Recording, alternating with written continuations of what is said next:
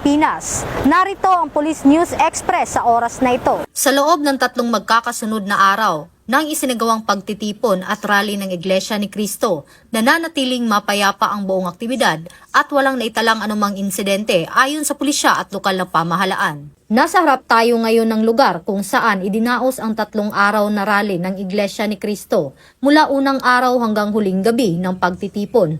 Maayos na naisagawa ang programa at kapansin-pansin ang mahigpit ngunit maayos na koordinasyon ng mga organizer at mga otoridad. Naging peaceful siya kahit papano. Talagang walang yung sa mga kapulisan, lahat kasi sila bantay sarado. Naging madisiplina na rin yung mga tao. Kaya kahit papano naging magandang malalabasan ng mga rally. Ay talagang sakripisyo talaga sila. At tulad yan, may ibang taga Mindoro, taga ibang lugar, taga probinsya, talagang pumunta sila dito para lang dyan. Sa rally na yan. Eh kahit papano, talagang maganda rin man ang kahinat ng mga kapulisan natin. Malaking tulong sila ang bagay. Layunin ng pagtitipon na ipahayag ang kanilang paninindigan sa ilang mahahalagang isyong pambansa habang nananatiling disiplinado at mapayapa.